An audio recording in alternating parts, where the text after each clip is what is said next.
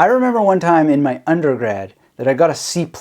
I found that grade absolutely unacceptable, so I got that grade turned around. I'll tell you how in this video and give you my best tips for studying for any final from my years as not only an undergrad, but someone who got 2 MAs and a PhD. I have done so many finals, it'll make your head spin. In a good way, of course, because I passed them all. And I even wound up getting a postdoctoral research grant called the Mercator that allowed me to be a guest professor in Germany doing exactly what I love.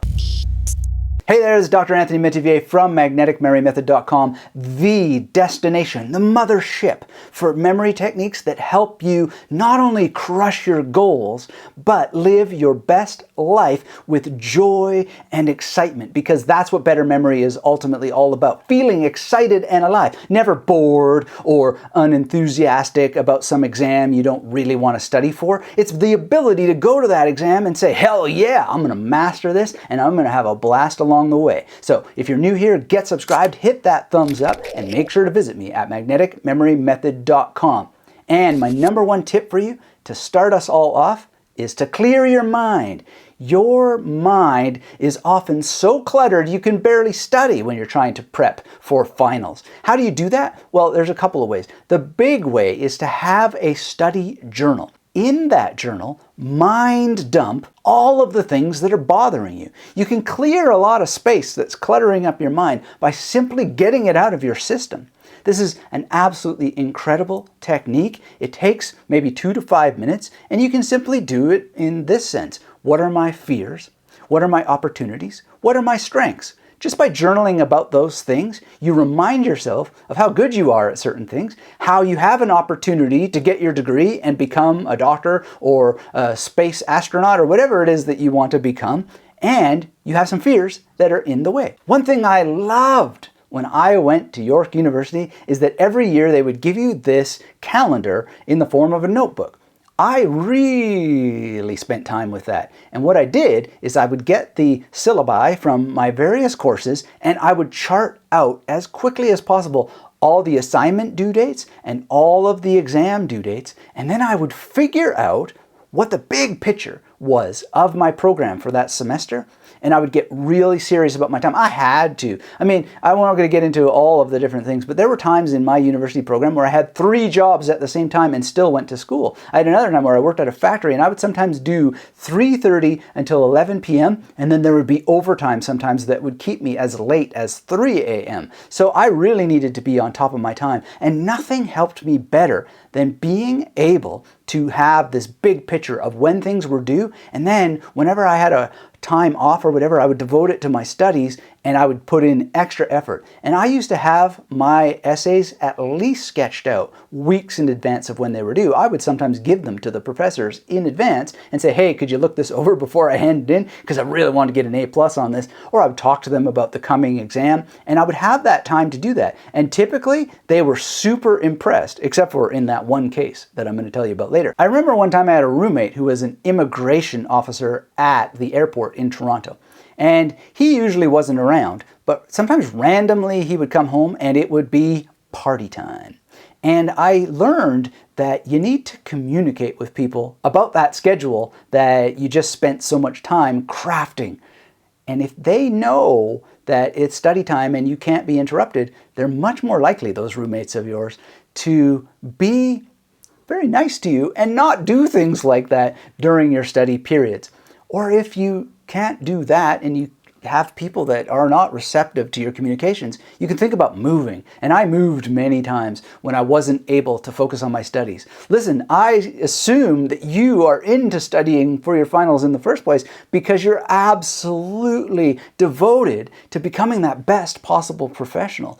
And yeah, it's a pain in the butt to move. But the whole thing is if you don't have people around you who you can communicate about the importance of your study schedule, then you gotta find another place to live. It will be worth it. So many students out there, their first pass at the books that they need to read and the articles and so forth, modules, they don't approach it correctly the first time. They don't optimize that. And they end up having to go back again and again and again to this core text, and then they're still not approaching it in an optimal way. So learn how to approach it in an optimal way. And you might be saying, Anthony, why don't you tell us how? And I will. I'm inviting you to visit magneticmemorymethod.com, where you'll learn the memory palace technique. It allows you to extract information from textbooks so completely, so cleanly, that it reduces the amount of time that you have to go back to that source text. And I just hope that you will avail yourself from it. At least try it for a semester. And I do mean a semester, because Metivier's razor says to spend less than 90 days on learning a skill does not warrant the statement, I tried. You've got to spend a little bit of time with this practice. It will help you, but your brain needs time to work out how it's going to work, and you do need to situate it to your own level, where you're at, what the topic is, etc. Memory techniques are like a bicycle. Everybody can use them, but everybody does need to adjust the seat, position the handles, etc. And you know, sometimes it just takes a little bit of time. So 90 days of practice and you'll be able to use this for the rest of your career, and it'll save you so much time. So learn how to read books correctly the first time, extract the information correctly the first time, and it will soar. And I cover this in my program, Read with Momentum. I may do a live cohort in the future, so make sure you're part of the Magnetic Memory Method world so that you're notified when I do. Did you know that if you're a slow reader, it might actually be a good thing?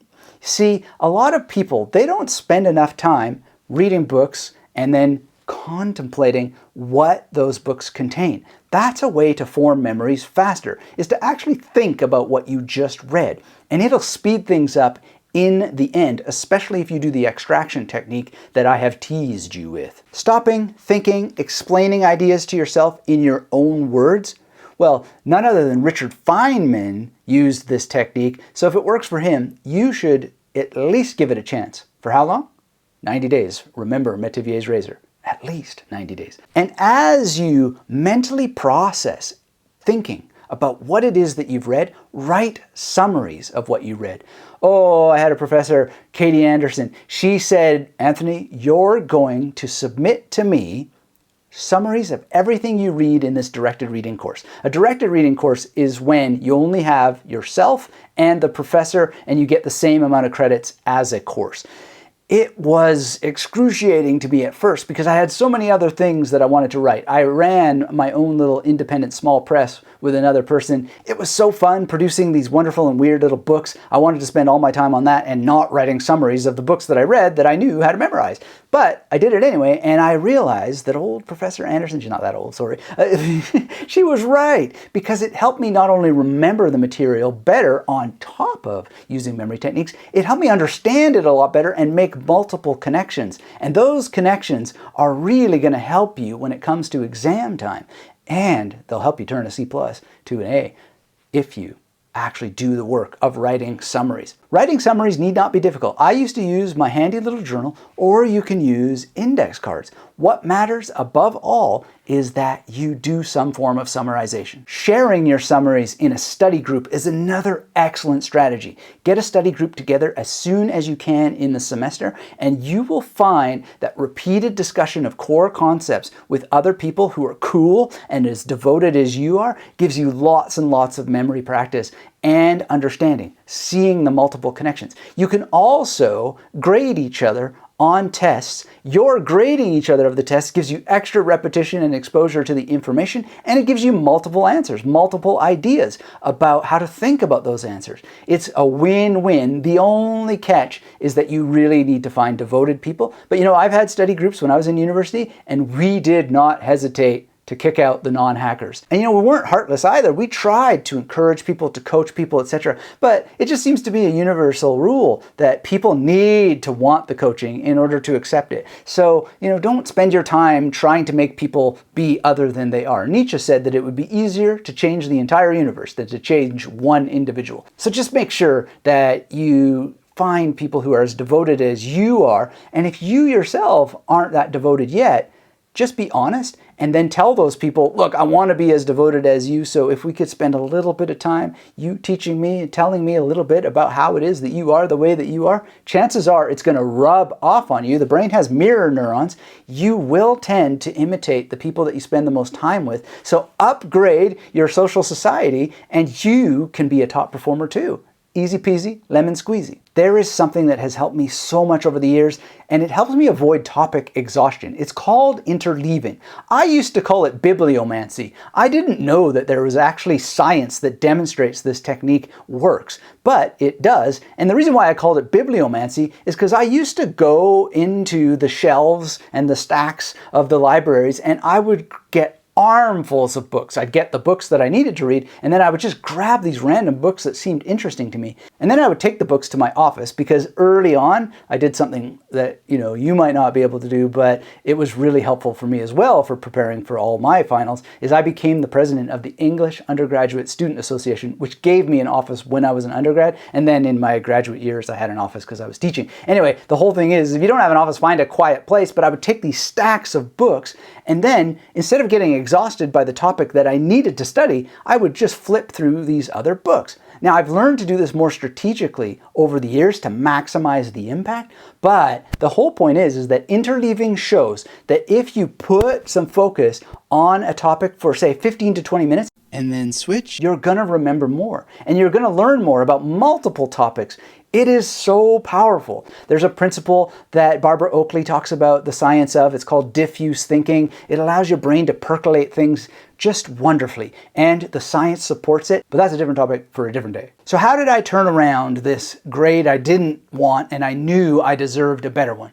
Well, I didn't just go to the professor and whine about it, which some people do. I know, I was a professor for 10 years, and some people come with the most outlandish complaints about the grades that they get. And, sometimes they have reasons, but I never saw anybody do what I did, which is that I brought the textbook and I brought my exam, and I demonstrated why that many of the questions made it impossible to answer correctly because it wasn't reflected on the information in the textbook. That professor did not like that I had done that and did not change the grade. So I went to the department and I had the entire thing reassessed. Now, this is a lot of effort, and I know a lot of people will not go for it, but I encourage you to do it because universities make a mistake. They think of you as the student, but you're also the customer, and you have the right to be treated in a particular way, and you don't have to sit down silently and take it. So I would encourage you to do something like that, but only do it if you can bring evidence to the table. It's absolutely important because you need to be able to establish the validity of your claim. So I hope that helps you out. And there's a video where I talk a little bit more about this extraction technique that I mentioned earlier. It's called How to Memorize a Textbook. Why don't you, if you enjoyed this, and if you did enjoy this, hit that thumbs up, get subscribed if you're not subscribed already. But why don't you go and watch How to Memorize a Textbook next? It'll be all doodly-doodly up here on the screen if you're on mobile or on desktop or whatever, and it'll be linked down below in the description. Point being, spend some more time on this. I'm confident you will find the teaching that I have super rewarding. So I hope this helped you out. Thanks for being here. And until we have a chance to speak again. Hey, Anthony, just wanted to say thank you so much for taking the time to create that video and send it along. Wow, it's not every day that you come across somebody who's both a content creator and who's willing to take the time to respond to people's questions. So I really appreciate it. I've been doing some of these techniques for years. It's sort of what got me through law school and the bar exam and the master's program and then the doctoral coursework. But one of the things that really stood out to me was the fact that you've really done your homework. That's pretty impressive. I mean, you have dug deep in a lot of these different areas, and super impressive, all the content that you provide. So I felt like I wanted to give, to pay that money forward for the work that you've done. So anyway, just wanted to take a minute and say thank you so much. Great work, and keep up the awesome work.